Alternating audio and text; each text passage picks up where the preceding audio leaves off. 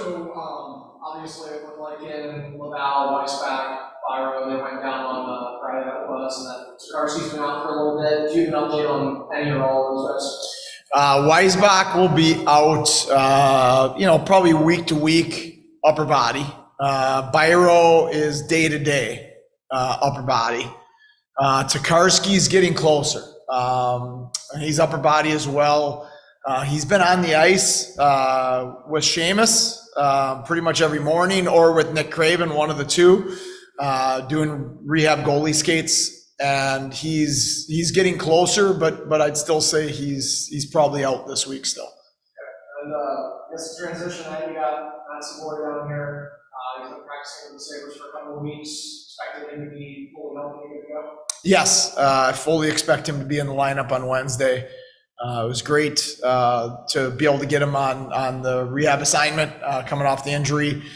There's a lot of rules that play into this with his age and junior status and things like that. So it was nice to be able to get him down here, have the opportunity to get him into games, to get him back to full game speed.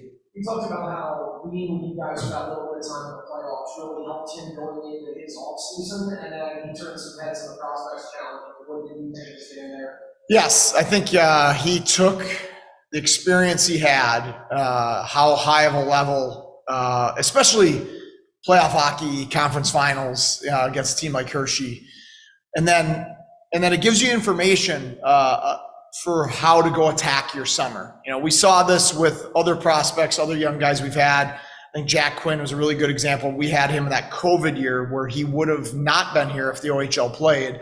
And, I think he only played 18 games, but it gave him intelligence and information about how good the league is, how hard it is, what to prepare for, and how to go attack things I need to get better at. And then he came back and he had an unbelievable second season with us. So that's the way Savoy's mind works. He's very inquisitive, very intelligent, and extremely hardworking. So he took that information, went and attacked areas in his game in the summer, and showed up and looked excellent in rookie camp. How do you go about working with him here? You kind of mentioned it. He's on, limited time, basically 2 weeks here with the Antlers. So what are you looking to see out of him? I'm going to play him. He's going to get ice time, that's for sure. You know what? Something I talked to him about today is I want him to have fun.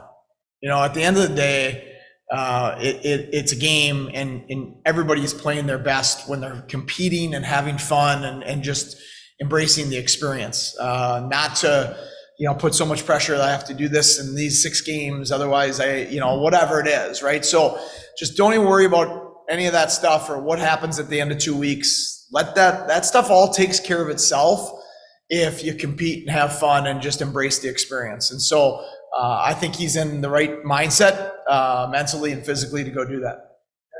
Just shifting to like a team focus here, you got Charlotte coming in on Wednesday. For you personally, get to see some familiar faces there. Is that kind of exciting? Yeah, Casey Fitzgerald stopped by this morning. It was great to see him. I mean, he was, I loved coaching him, and he meant a lot to us here. He was one of those first Amherst guys that really started to, develop the identity and the culture that we wanted to be about, what we wanted to stand for, how we wanted to practice, how we wanted to play. He was just a heart and soul guy. He meant a ton in his time with us, and obviously Rasmus Asplund as well. And then I had Spencer Knight at the national program.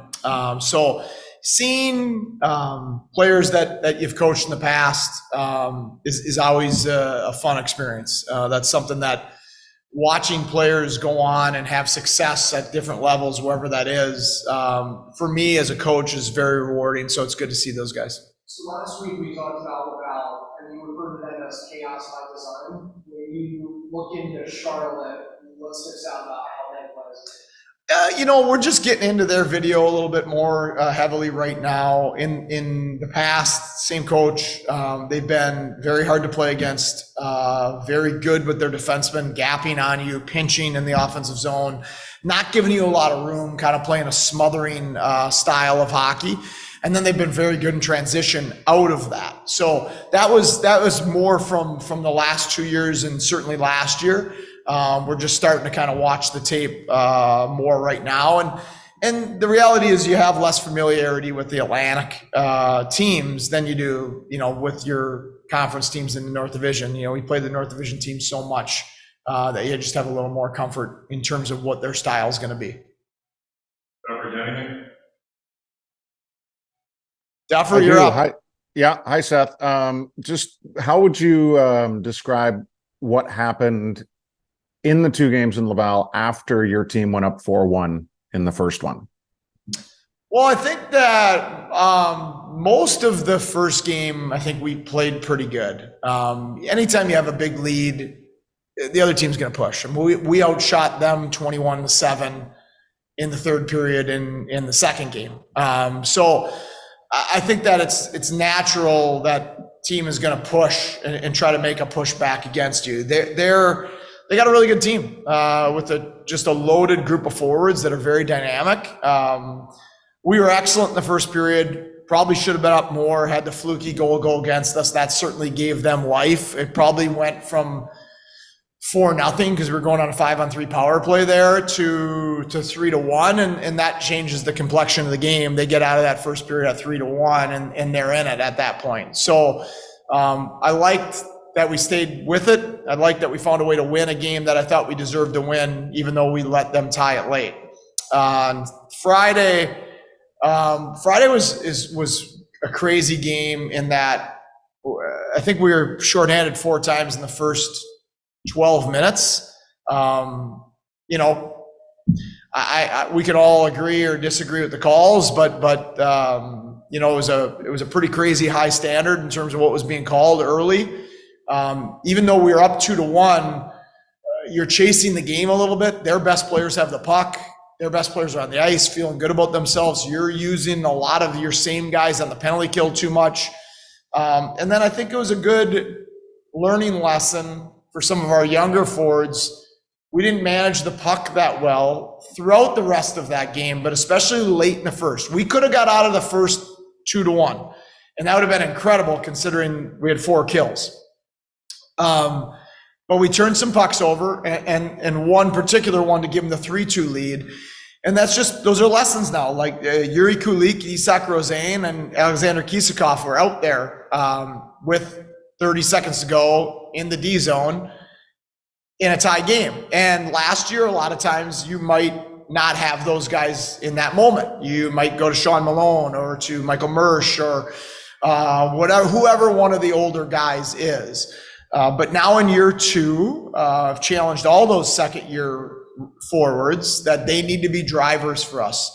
And drivers need to be able to be played at any moment in any situation, defensively or offensively. And there's going to be some failure that comes with that, some growing pains, just like there was for Jack and other guys that have been through these things.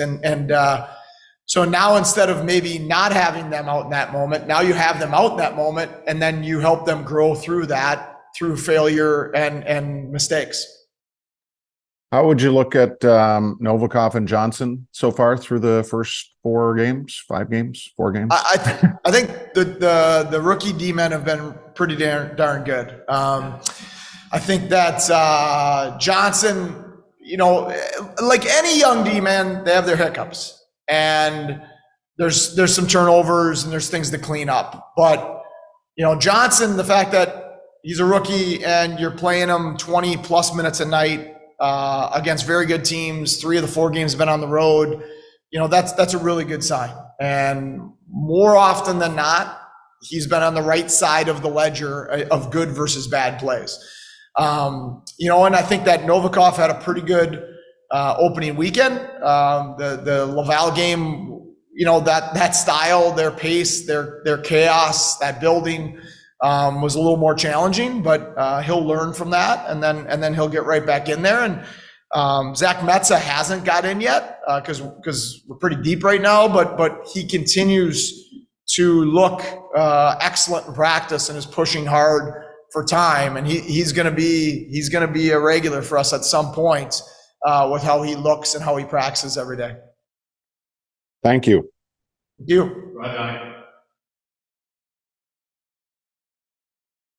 Here we go. Is Mersch back? Yes, Mersch is back. Mersch was away from the team with a family a death in the family. So he was home with his family this past week in Chicago. And he was back at practice today, and obviously it was good to have the captain back.